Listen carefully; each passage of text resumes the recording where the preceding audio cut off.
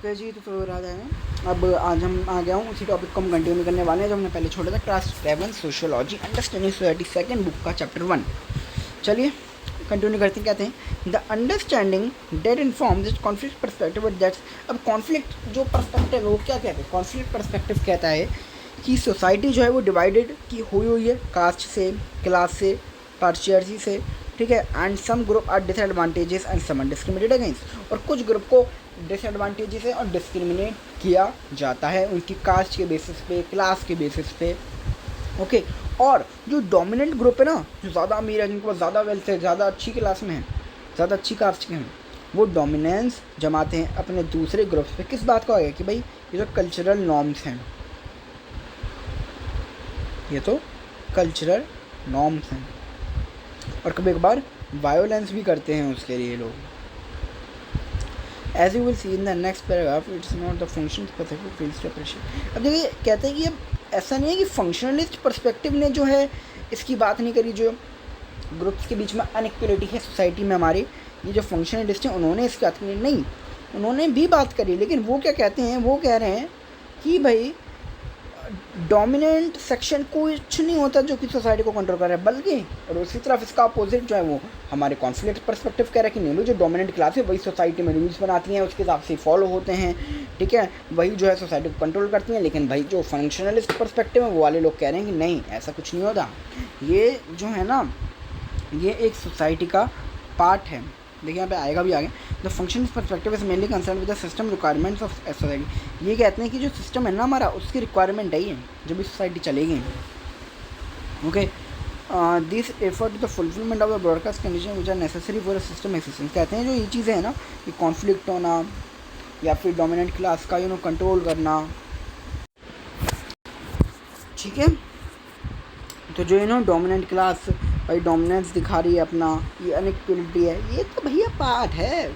मैं को पर्सनली बताऊँ तो जो फंक्शनलिस्ट पर्सपेक्टिव है ये कहीं ना कहीं बहुत बेकार लगता है। देखिए हर चीज़ की कहते हैं ना अच्छाइयाँ भी और खामियाँ भी। वहाँ पर उन्होंने कहा था कि भाई मतलब मोस्ट ऑफ द मेरे को यार फंक्शनल पर्सपेक्टिव में हो सकता है कुछ चीज़ें अच्छी भी हो जो हमने एक आध पॉइंट पढ़े, लेकिन कुछ बहुत बेकार भी हैं। जैसे कि कहते हैं हारमोनी साइड में, अरे कहाँ है हारमोनी यार, कितना कॉन्फ्लिक्ट है, तुम दिख नहीं रहेगा आज के टाइम में यार, कितनी अनइक्वलिटी है यार, कितना ज़्यादा पावर का मिसयूज है यार पॉलिटिक्स में, तुम देख नहीं रहे। तो मुझे भाई कॉन्फ्लिक्ट पर्सपेक्टिव बढ़िया लगता है। कॉन्फ्लिक्ट है वैसे सोसाइटी में बहुत, चेंज करना पड़ेगा, हम लोग ही चेंज करेंगे उसको जमाने वाली जनरेशन में, ठीक है ना बच्चों। तो कहता है कि तो इसका पार्ट है, ठीक है। ये सारी चीज़ें ना सिस्टम की एग्जिस्टेंस के लिए, सिस्टम को अलाइव रखने के लिए, ठीक है, उसको आगे बढ़ानी ज़रूरी है भैया। तो कुछ कहता है बनाओ प्रिवेंटिव सिस्टम सच एज। अब कुछ और भी पॉइंट्स हैं जो कि सिस्टम के लिए ज़रूरी हैं, उसको अलाइव रखने के लिए ज़रूरी हैं, उसको बढ़ाने के लिए ज़रूरी है। तो कहता है सोशलाइजेशन ऑफ न्यू मेंबर्स, जो भी न्यू मेंबर्स हैं उनका सोशलाइजेशन होना। सेकंड है शेयर सिस्टम ऑफ कम्युनिकेशन, एक शेयर सिस्टम ऑफ कम्युनिकेशन होना चाहिए। तीसरा method of assigning individuals to roles, सभी इंडिविजुअल्स के अपने अपने रोल होने चाहिए। जैसे भी सन का कुछ रोल होगा, एक फादर का कुछ रोल होगा, एज अ हस्बैंड का कुछ रोल होगा, एज अ मदर का कुछ रोल होगा, वाइफ का कुछ रोल होगा, सभी के रोल्स हैं, सबको पता होने चाहिए और असाइन होने चाहिए। So you are well aware how this functionalist perspective rests upon the assumption at different parts of the, जैसे कि भाई हमने पहली बुक में पढ़ाई है कि फंक्शनल पर्सपेक्टिव कहता है कि भाई सोसाइटी के बहुत अलग अलग ऑर्गन हैं, अलग अलग पार्ट्स हैं और सभी का अलग अलग फंक्शन है और सभी मिलकर पूरी सोसाइटी को जो है वो फंक्शन करते हैं, होल सोसाइटी को फंक्शन करते हैं। Seen from this perspective cooperation, competition and conflict can be seen as universal features of whole society. अगर ऐसे देखा जाए तो भाई जो तीनों प्रोसेस है ना, इनका यूनिवर्सल है हर सोसाइटी में, explained as the result of the inevitable interaction among human living in their ends. Since the focus is on system substance, since the focus हमारा जो है वो सिस्टम के सस्टेंस पे, मतलब सिस्टम जो है वो लंबे टाइम तक कैसे सस्टेन कर सकता है, ठीक है, कैसे चल सकता है, तो उसके लिए competition and conflict is look at with the understanding that is the most cases that to resolve. तो देखा जाता है कि भाई जो कॉन्फ्लिक्ट्स हैं, कंपटीशन है ना, रिजॉल्व हो जाता है फिर भी, और हमको वो कई हद तक जो है वो कई चीज़ों में वेरियस वेज में हेल्प भी करता है, ऐसा ही बोल रहे हैं functionalist perspective. And sociology studies have also shown how norms and patterns of socialisation often ensures that a particular social order persist even though it's school. और हमको भी सोशियोलॉजिकल जो स्टडीज़ है उसमें देखा भी गया है कि जो कुछ नॉर्म्स हैं या कुछ नॉर्म्स जो हैं, वैल्यूज़ जो होते हैं, बिलीव्स जो होते हैं, वो कैसे जो है वो परसिस्ट करती है ये सोसाइटी परसिस्ट करती है, और जिसके जैसे कभी कभार क्या होता है, एक पूरा इंटरेस्ट ऑफ सेक्शन जो है वो ख़राब हो जाता है, स्क्यूड हो जाता है, ख़राब हो जाता है। समझ रहे हैं? जैसे कि हम वही वीडियो वाला ले सकते हैं यहाँ पे एग्जाम्पल, वीडियो वाला भी चलेगा यहाँ पे, कि वीडियो के साथ कितना ज़्यादा अत्याचार किया जा रहा था, कि भाई उन्हें बाल धोना पड़ता था, उन्हें खाली सफ़ेद कपड़े पहनने हैं उसके बाद अपने पति के जाने के बाद।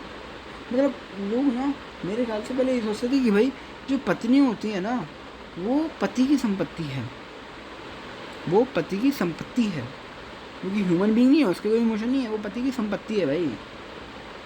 इसलिए तो ये पति के जाने के बाद इतना कुछ होता था, ना वो कुछ स्पाइसी फूड खा सकती है, ना अपना मन का खा सकती है, ना पहन सकती है, ना रह सकती है अपने मन का, ना किसी के साथ फिर से रिलेशनशिप में आ सकती है। नहीं भाई नहीं, तो पहले ये किया जाता था।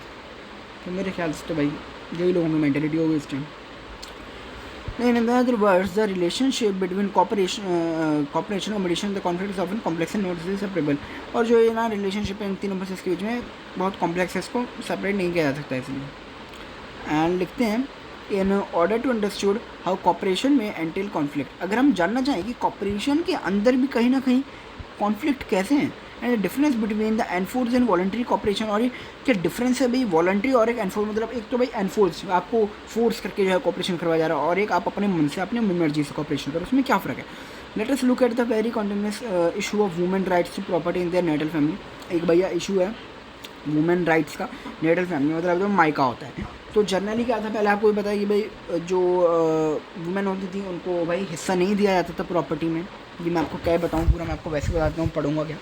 तो एक सर्वे किया तो लोगों से तो पूछा गया उनसे, तो जो 41.7 जो वुमेन्स थी उन्होंने बोला, डॉक्टर्स ने बोला कि भाई वो जो है daughters love and love for a daughter when speaking about, उन्होंने जो है जब उनसे पूछा गया ना प्रॉपर्टी के बारे में कि भाई आप प्रॉपर्टी अपनी क्यों नहीं लेना चाहते, ठीक है, तो उन्होंने प्यार को ला दिया बीच में। मैं बोलूँ तो अपनी लैंग्वेज में, speaking about their rights to property daughter for a love, कहा कि देखिए अगर हम प्रॉपर्टी का हिस्सा मांगने लग गए ना अपना, तो जो हमारे भाई होंगे, जो हमारे भाई की वाइफ्स होंगी, भाभी हमारी, और ठीक है, वो सब नाराज़ हो जाएंगे और हमसे रिश्ता तोड़ देंगे, ठीक है, हमसे रिलेशन तोड़ देंगे।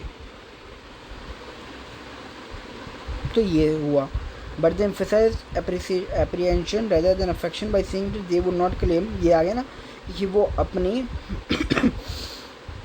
प्रॉपर्टी मांगने से इसलिए डर रही हैं, शेयर मांगने से इसलिए डर रही हैं नेटल प्रॉपर्टी में, मायके की प्रॉपर्टी में। क्यों? क्योंकि उनको लग रहा है कि उससे उनके रिलेशंस जो हैं वो रिलेशंस में कड़वाहट आ जाएगी, ख़राब हो जाएंगे रिलेशन, उनके ब्रदर्स के साथ, उन्हें ब्रदर्स की वाइफ के साथ उनको वो हेट करने लगेंगे। और जो वुमेन मांग भी लेती है अपना हिस्सा, उनको पता है वो क्या बोला जाता है? हक लेने वाली।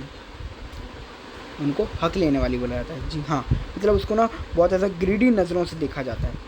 और ये मेरे ख्याल से तो इस सोसाइटी में ना बहुत ख़राब चीज़ है, बहुत ज़्यादा ख़राब चीज़ है, ये नहीं होना चाहिए, इसको हमें ख़त्म करना है भाई। जब दो पेरेंट्स हैं, उनके 3 बच्चे हुए, सपोज़ 2 बॉयज़ और 1 गर्ल, तो 3 बच्चों का जो राइट टू प्रॉपर्टी है, शेयर तो सेम होना चाहिए ना। अब तो फिर भी गवर्नमेंट ने निकाल दिया भाई गाइडलाइंस, पर मानता कौन है भाई कि भाई हमको गर्ल्स को भी इक्वल जो है वेटेज आएगा प्रॉपर्टी में, इक्वल पोर्शन जाएगा, पर मानता कौन है आज के टाइम में? नहीं, सारा बॉयज़ को दे देते हैं, और जो मांग लेता है उनको ग्रीडी समझ लिया जाता है भाई आज के टाइम में, और जो नहीं मांगते इसलिए नहीं मांगते कि भाई रिलेशन बचाए रखने उनको अपने। तो कितनी गलत चीज़ है आज के टाइम में मेरे ख्याल से। तो ये मेरे ख्याल से क्या है ही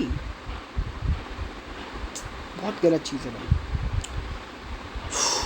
वही है भाई उनको, पर पता है क्या होता है साथ में उनका पीछे का रोल ये भी होता है, जो मांग लेती है ना अपना, वो जो कंट्रीब्यूशन मांग लेते हैं, तो उनका ये भी होता है कि भाई अगर इन फ्यूचर कभी ऐसा क्राइसिस आए उन पे, जो मेरी नेटल फैमिली है उनकी, उस पर ऐसा कुछ क्राइसिस आए, दिक्कत आए, तो उनको वो भी जो है वो फाइनेंशियली कहीं ना कहीं सपोर्ट कर सके, समझ रहे हैं आप? तो ये भी उनका एम रहता है, पर लोग नहीं देखते हैं। तो अब आपको अच्छा लगा होगा। हम नेक्स्ट वीडियो में हम इसके आगे और पढ़ने जा रहे हैं, पढ़ने वाले हैं, मतलब आई होप आपको मज़ा आएगा और अच्छा से समझ में आएगा। चलिए, राधे राधे। ओके, तो हम ये भी पढ़ लेते हैं एक second. A functionalist view often uses the term accommodation to explain situation such as one describe about where women would not prefer to.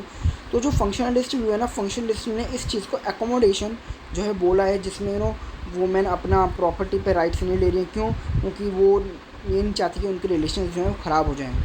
ठीक है, तो इस टर्म को ऐसे ही जब केस होते हैं, ऐसे सिचुएशन को हमारे फंक्शनलिस्ट व्यू से देखा जाए तो उन्हें एकोमोडेशन बोला गया। And it would seen as effort to compromise and coexist despite conflict. तो इसमें जब हम कॉम्प्रोमाइज़ कर लेते हैं चीज़ों में, कॉम्प्रोमाइज़ तो करा, अपनी प्रॉपर्टी ना लेकर, अपना हक ना मांग के कॉम्प्रोमाइज़ उन्होंने करा, और फिर भी भाई डिस्पाइट कॉन्फ्लिक्ट नहीं चाहती, कॉन्फ्लिक्ट छोड़ के वो एग्जिस्ट करते रहे। ठीक है भाई, कोई बात नहीं। ठीक है, तो इसको हमने को एकोमोडेशन बोला। बोले राधे राधे, आई होप आपको अच्छे से समझ में आया होगा।